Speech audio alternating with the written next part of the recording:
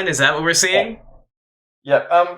What I will say, firstly, my main takeaway watching the match itself, because it went for like 25, 26 minutes, I think. Yeah. My main takeaway is that Roman Reigns, in my opinion, I was thinking during the match, he's a better multi-man match wrestler than he is a singles guy.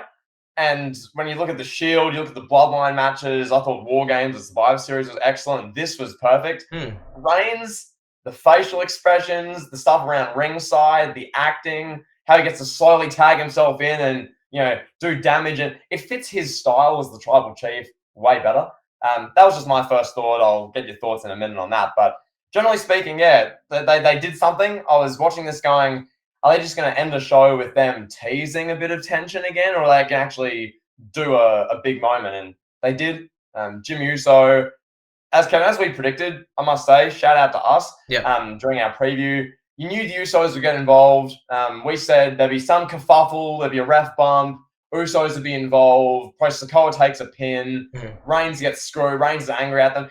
Basically, exactly what happened. The Usos come out, the late in the match, they beat up Owens, they toss the announce table on him, and you're thinking to yourself, okay, where's this going? The referee's down, Usos get in the ring. I love the spot where they do the double super kick to Sikoa accidentally when they're going for Zayn, and then Roman Reigns, they pan him at ringside, and he's like,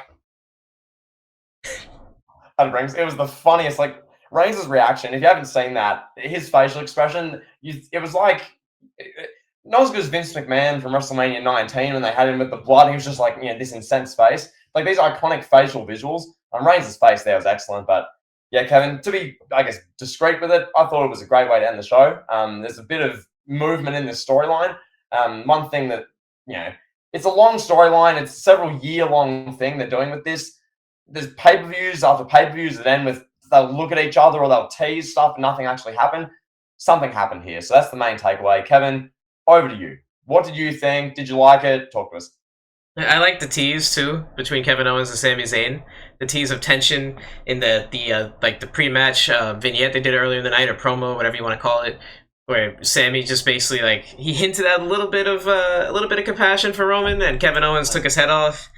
And then during the match, during the intro of the match, when Sami Zayn speaking Arabic, you could see Kevin Owens was clearly annoyed, clearly disgusted at Sami taking the spotlight for himself. So there's some friction there. Yeah. We'll see where that goes. But yeah, more importantly, this Bloodline story is really getting rolling. And I think we are seeing the downfall of the Bloodline, and I'm here for it. I think it's going to be a great story to be told. I don't know how they're going to do it. I don't know what the outcome is going to be, but I know that it's going to be at least another 6 to 8 month, maybe even year-long storyline plot. Over a year long. Yeah, over a year, Kevin. So I'll pass back to you in a moment. But I'm watching this going, okay, so Reigns, he's hit 1,000 days officially. For you, in your part of the world, this is 1,000 days officially. For me, it's 1,001. So I'm on Sunday already. So that's 1,000 days officially. They're only just having Usos leave him. Everyone's saying we're going to get Cody and Brock at SummerSlam in their third match, which we'll get to later. And who knows when this ends, but for now, something's happened tonight. There's been actual movement in the storyline, real progression, which is good. Yeah, back to you. So question, does that mean that Cody and Brock are going to be in the Money in the Bank match? That'd be great. I'd love to see Brock in another Money in the Bank match, but a proper Money in the Bank match. Yeah. That'd be great. Nevertheless, I thought the match was good.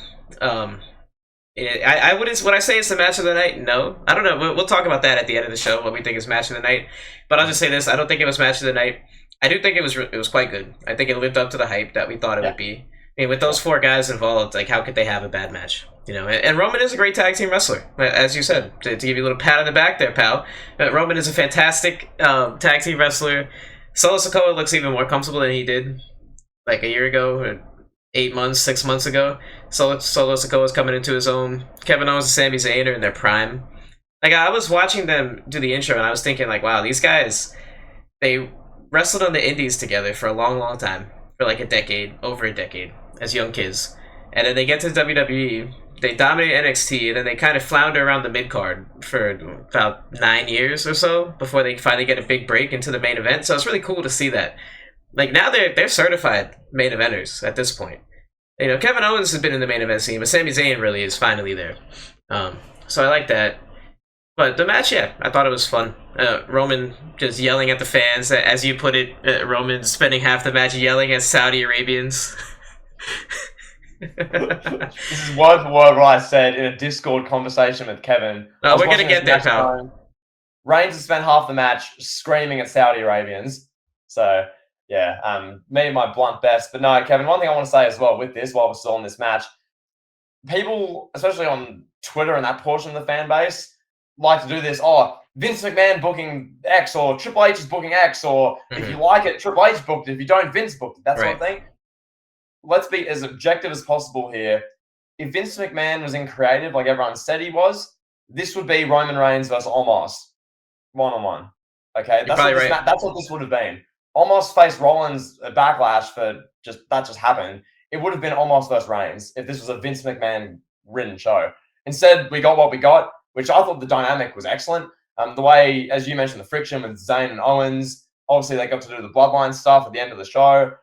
It works. It was a great foil. It was a great way to get Sami Zayn in front of that audience and get him doing the Arabic intro and the big song and dance that came out with the attire, which was pretty cool. It was different. It worked.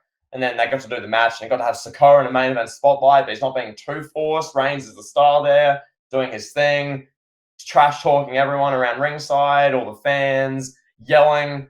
I love the one part where Sami Zayn, he did something, and Reigns was just like, "You think you're Ric Flair, huh?" And it's like, "You think you're Nature Boy, huh?" And just like throws him to ringside like arrogantly.